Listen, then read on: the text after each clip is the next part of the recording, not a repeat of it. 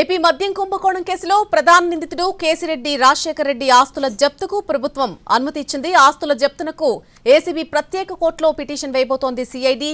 మద్యం అక్రమ ఆదాయంతో ఆస్తులు కొన్నట్టుగా కేసిరెడ్డిపై అభియోగాలున్నాయి.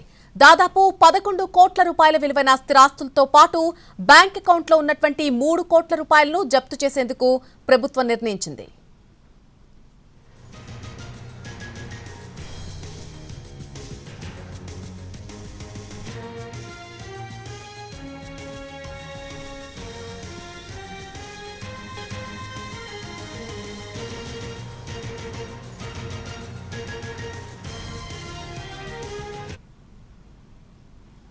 ఏపీ మద్యం కుంభకోణం కేసులో ప్రధాన నిందితుడిగా ఉన్నటువంటి కేసిరెడ్డి ఆస్తుల జప్తుకు ప్రభుత్వం అనుమతి ఇచ్చింది.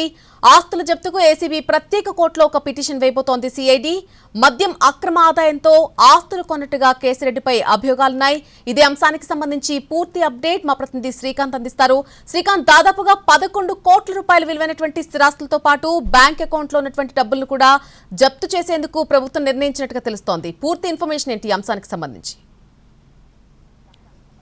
ఏపీ లిక్కర్ స్కామ్ కేసుకు సంబంధించి మరొక కీలక పరిణామంగా ఇది చెప్పొచ్చు. కేసులో A1 గా ఉన్నటువంటి కేసిరెడ్డికి సంబంధించిన 11 కోట్ల రూపాయలు విలువ చేసే ఆస్తులను అటాచ్మెంట్ చేయడానికి సంబంధించి ప్రభుత్వం అయితే అనుమతి ఇవ్వడం కూడా జరిగింది. దీనికి సంబంధించి న్యాయస్థానంలో పిటిషన్ కూడా సిట్ అధికారులు అయితే దాఖలు చేయబోతున్నారు. ప్రధానంగా ఇప్పటికే ఈ కేసుకు సంబంధించి నిందితులవి 62 కోట్ల వరకు కూడా కొన్ని ఆస్తులను ఇప్పటికే సిట్ కూడా సేకరించింది. ఇటీవలే వెంకటేష్ నాయుడికి సంబంధించి కేసిరెడ్డి చెప్పినటువంటి హైదరాబాద్ ఫామ్ హౌస్ లో కూడా 11 కోట్ల రూపాయల నగదును కూడా సీజ్ చేసిన నేపథ్యంలో ఇప్పుడు తాజాగా ఈ విచారణకి సంబంధించి కొన్ని కీలక వివరాలను కూడా గుర్తించినట్టుగా కూడా అధికారులు ఈ అటాచ్మెంట్ కి సంబంధించిన జీవోలో కూడా ప్రస్తావించారు. ప్రధానంగా విచారణ చేస్తున్న సమయంలో కేసిరెడ్డి తన తల్లి సుభాషిణి పేరుతో కూడా కొన్ని భూములు కొనుగోలు చేసినట్టుగా గుర్తించాము. రంగారెడ్డి జిల్లాలోని షాబాద్ సబ్ రిజిస్ట్రార్ దగ్గర నుంచి 10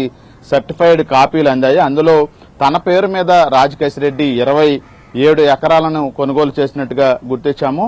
అదేవిధంగా తల్లి సుభాషిణి పేరుతో 3 ఎకరాలని కొనుగోలు చేసినట్టు, అంటే మొత్తం 30 ఎకరాల పైన కొనుగోలు చేసినట్టుగా కూడా విచారణలో గుర్తించినట్టుగా అయితే అధికారులు పేర్కొన్నారు. దీంతో పాటు ఒక అకౌంట్ కి కౌశిక్ కుమార్ అగర్వాల్ అనే అకౌంట్ హెచ్డిఎఫ్సి బ్యాంక్ అకౌంట్ కి 3 కోట్ల రూపాయలని బదిలీ చేసినట్టుగా కూడా విచారణలో గుర్తించామనే విషయాన్ని కూడా స్పష్టంగా తెలిపారు. మొత్తం ఆస్తులు 10 ఆస్తులుగా కూడా గుర్తించారు. ఈ ఆస్తులకు సంబంధించిన అన్ని వివరాలను కూడా ఇప్పటికే అధికారులు కూడా ఏసీబీ కోర్టులో దాఖలు చేయడానికి సంబంధించి కూడా ఒక పిటిషన్ అయితే సిద్ధం చేస్తా ఉన్నారు. సరితాదేవి, అదేవిధంగా కౌశిక్ కుమార్, అభిషేక్ అగర్వాల్ వీళ్ళకి సంబంధించిన పేరు మీద ఆస్తులు గాని డబ్బులు బదిలీ చేసినట్టుగా గుర్తించారు. దీంతో పాటుగా సుమలత అగర్వాల్ అనే మహిళ, ఆమె పేరు మీద ఒక 2 డాక్యుమెంట్లు కూడా గుర్తించారు తెలంగాణలోని రంగారెడ్డి జిల్లాలో.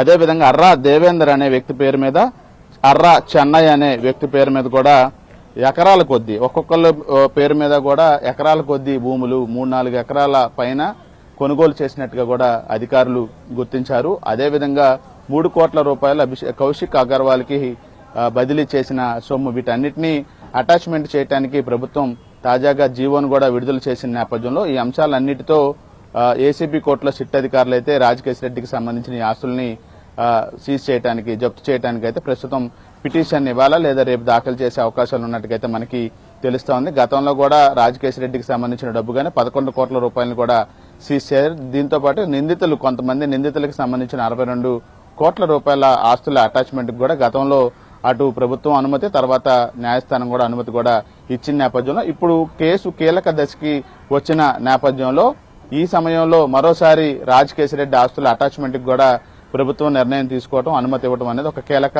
పరిణామంగా అయితే మనం చెప్పొచ్చు. నల్లి right Srikanth, thank you for the live update. Liquor scam ప్రధాన నిందితుడు కేసిరెడ్డి ఆస్తుల జప్తుకు సంబంధించి ప్రభుత్వం ఒక కీలక నిర్ణయం తీసుకుంది. కేసిరెడ్డి ఆస్తుల జప్తుకు ఏసీబీ కోర్టులో పిటిషన్ వేయబోతోంది సిఐడి.